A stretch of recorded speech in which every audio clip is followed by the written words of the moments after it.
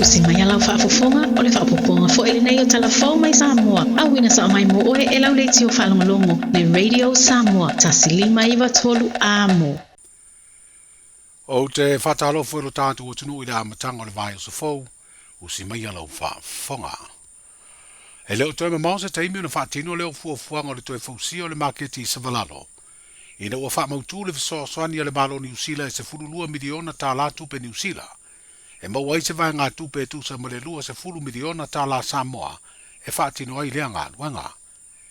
Ua whaapopo i ei ma le fitu miliona tā la New Zealand o le isi visoaswani a lea malo. E whaatupe ai fuafuanga tau tupe le malo ila na tala o le tupe masani.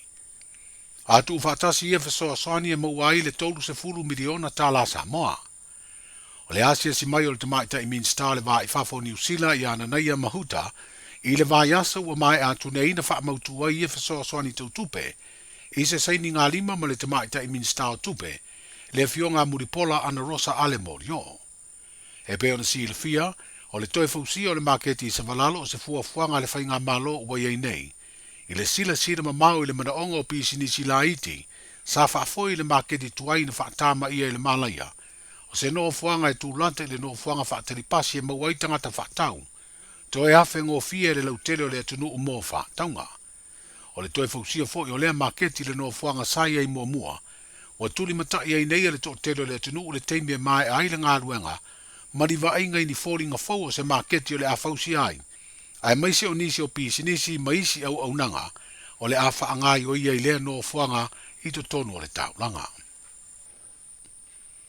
O le kone karate mai seina ua manu malo o le tau o fonga mo le toe fausia o le au o le tele mai tanu ngā manono a ngā isi umu po le Cross Island Road. Ma o le wha alawi lo ai le taitai o le malo o le tamai tai pāle mi o lea wha ai unga ua wha mautu ai se fina ngalo le kāpeneta. Na angi ngai ni fina ngalo whai ti o le tu inatu o lea ngā luenga le kone karate mai seina. Ai o lo iai kone karate fau au wala i Samoa e mawhai una lato wha atino le ngā luenga. Na fasiringi ia le minstao ngā ruenga te tele le te pena ino lea ngā ruenga ma le mafuanga o le maua se kone karate lo tātu o tunu o le fausia o lea awala. Ia, o le kūranga ia ua levanga whaakingo mai lava ia le whaangasolonga o mea i o tau whonga o ngā ruenga ia. Mankua fo i tanga mai ia o ngā ruenga nei. O ngā ruenga ia le whaatupe mai e whaatupe laulangi ma le whaatupe o Asia. Mai o le lako wofo lea ma me alofa me kaukupe ia mai whaiporo ke ki Samoa. E renga kufo i Samoa o isia kungu o le Pasifika.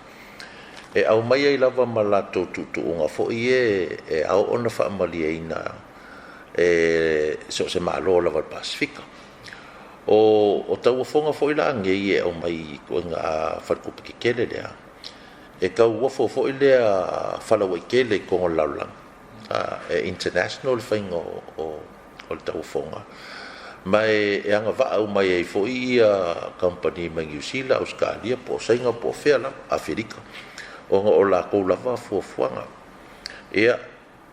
e mau keo mai kokongo, ia walewa whainga o kailoa le tūlanga lea o tau whonga ngi, e whai asi ngā mamafa o la tau tutuunga. Ia, o tutuunga le iei, o le mele leo ke vai e ngei. E kele lava ngā malo ka konka la kei mea kau o le kau a ngā ruenga.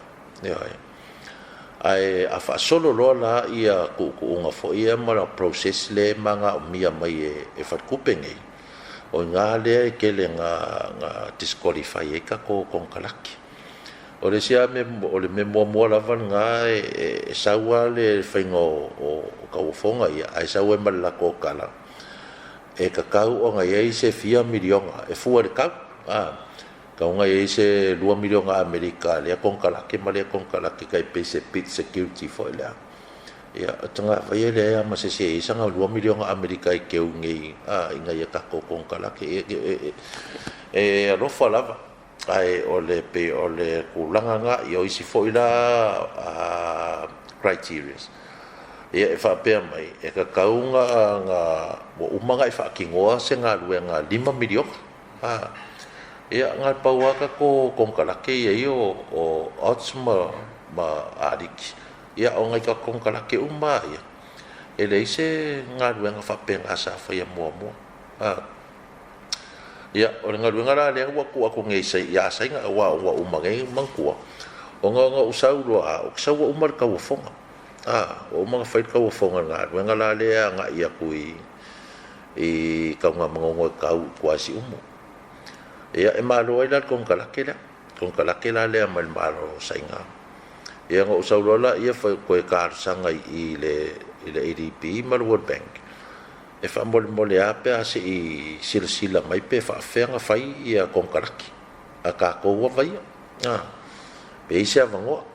makuala ole ngaluenga le a makaku kiavi i fea i si umu pe se me sulu valu miliona American finga nga ia nga mai foi la i ole pit security por ku pe ka ngai ke le fo le me ka ngai i le financial statement ale ka konkalaki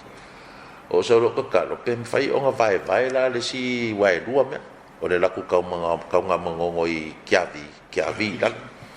o fa ko le ye o ka lo ya pa vai lua pe vai ko lu le wa ku kiavi la loi se i fa la kiki mai ai le costo le awala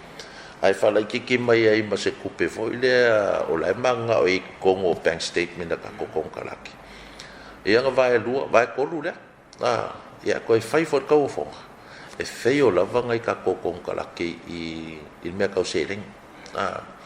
ia o mai le pit security ale konkalaki le asenga e o mar ko su milion amerika ia o kulanga nga wa levang fai mai o leo kilo ka ko fai nga malo se kulanga e fo ia fa fika uli le ia wa e fiwa e unga ku ia fa kupenge ia o le foi mau ke mamla mal mafu anga e fa penge me fa pe mai fa kupe ka ngai lo kupe le e a makai nga duenga inge ia lu bankrupt ko company ia nga wai lo ma World Bank ma le ADP kai pe o ngai me fa pe nga la foi fa ke la ko kulanga o le songa au mai o le o nga duenga ya ka ko ai le lava ia se me ka kupe ia o le ka ki ngai ia sa pepa ka penge ka ka kaloi pele ma fainga so ngi mai ia le malo e la ko ke faia le se guaranteeing o ko nga me ia wa ka ko kalaki e si dia ko guarantee ka ko malo o ngi me fa pe nga se dua pe ko milion le o manga o pensia ia ilo le guarantee ngisi kong kalaki fo ia mai fa fo le ka la vea ku ila IPC peila o le kulanga nga o ko ngenga ia ma o ma fo ila nga faila fuanga ma o kalango akula i kampani senga le ia ma ki ngoala e ia kong kalaki Samoa e sapi la lo la ko ngalwenga inga ia kurikuli ai fo ila i o le experience le fo ia au mai e World Bank ma ADP le fionga e le minstao ngā luenga te tele le malo, le tō whai a olo a fōa whitiwa ai. O le ati nai o ainga i lo tātu o tunu e wha mua se wha moe o matai o tausia se ainga i le whai o ngā luenga. E ati na e aile soi fua manui o suli ma whioi, ai maise e tangi lava i lima so o se fuanga, ona o le lima vai ma le tāngo lima, e ui e iei lava e lima malolosi ma lava le wha so le te mau ainga tau tupe. E lua se lau limas furuafe le tauar ngā luenga o le maunta o le ainga sa māposua i le fio anga o lauli i ua mai ama ua umusa. I le wha moe le ainga i le fionga ia māposua le li e Rudy Ott, wha peo na alo ma le ainga poto. Ia whatu maule ia i peo se maota e tua iai le ainga ia na fuafuanga whai, i so se whata singa ma whalavelave masani. O le tele o le seleni na whaalu o le toe tanuina leo le tūlanga maota, ma ua whawhetai ai nisi o matai le fionga ia māposua Montini Ott, ma māposua sula mana ia tuu upati au apa au. Le au māwhola o tau ainga i New Zealand ma Australia whapea Samoa, i le whatupeino le ngā luenga, ono nei aso e leo toi tau ngofie o loa whauwhale. Kingi kusal whakingo ingo o le se lengi whai, ngā lafo uma kingo maposua ako ngio i lauri ngai, i o ngai ku uma. Ia kof fiskaka mai fafo ai mak la i lauli ingai fo i la ko ngo foi ia e mai se arma ko kingo le maposua oti Samoa ngai ia ku whakasi la ia mwhailea o ele o koe mwhai sisi ku kasi se mako kingo se mauka whapepeonga sisi la iai o ngō peo sa ngā mapusua mongkingi whaila wasinga walu I lunga o kaunga kao o kulanga iai I materials I le kungunyo kako Samoa wa leva kele ia lesi mauka ia peo ngai sisi lo kulanga le e kauke kuai o inga sa iai le whaavai kuai ia wa peo nga sa ngwa kumpuso mongking malosi kele le cafe I peo ia sofa ia peo lala nga e fosi sko fa popo il fosiol moka inga ia awangi lo fia I ki munga makafenga pe afai o mai nga so le o le umsaina ma le tatala alo I o le mota tali malo na awai le fionga I le sa fa pito le fionga le niu vai niu teo fa pele pa ia mau lunga I le fio anga o toi tolo atu le aso freile le aso lima leo le masino fo me le sue ino le talo sanga le vanga fa ubufai e pui pui ai ati tau tangata e fia awai o se isi tu I le fa amsinonga o fai pule to tolu o fa mawai ma le pati fa ubufai o le vai aso na te nei le aso tofi sa fa tūlanga mua e sue ai le talo sanga ai le toe vala au le aso freile o mawai le mata upu ma toe fa tūlanga ai mo le aso limo me ai le tangi tau palota mai le tu malo vai maunga tolu wa mai anei le tu inatu fora sanga fai o lo ia I tu a wai ma ua whaatali nei se aso ele o ilo ai au mai ai se fai unga o le alongo ina lo ia I tu o le nei whaamsinonga I le aso e fafonga I nai ai le whaamsinonga sili o le amatanga o le vai o sunei ua whaatulanga I sue ai le talo sanga le sunga tu I le epa lupe soli aisa I le malia le ngoi ma le tō whaleala I le pule rimoni ai afi e peo na la lu ina le fai unga le fono au fai tu la fono I le fai malo lo le tu mau o la tiu te fai pule le pale mene mo le lua tau sanga. Wa fai lo lau tele nei le te pena I o le au laka pia te mai ta I le manusina se fulu lima e ta alo me le au laka pia te mai te itonga e tala malai ai a o le fai le ta alonga autu le ta minu sanga le Super Rugby Pacific o le a feilo a iei moana Pasifika ma le au malosi a le Melbourne Ripples. O le tālonga le nei o le awhaia le malai o le Mount Smart Stadium I au Kilani New Zealand, o le a veo se tālonga I le vau au a tamai ta I Samoa Matonga, e whiri ai nisi mo au a Samoa Matonga I le Champini o le tāmilosanga le Oceania Women's Rugby, e whaia le masina fau me. O le tausanga umawai na whilo a iei au nei e lua ma manu malo ai le manusina.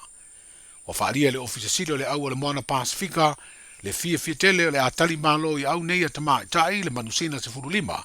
ma le Tonga Women A, o le asanga si iti ai pēr le ati na ere le kapile I tu pāwali I whapea ta mai tai I atunuu o le Pasifika.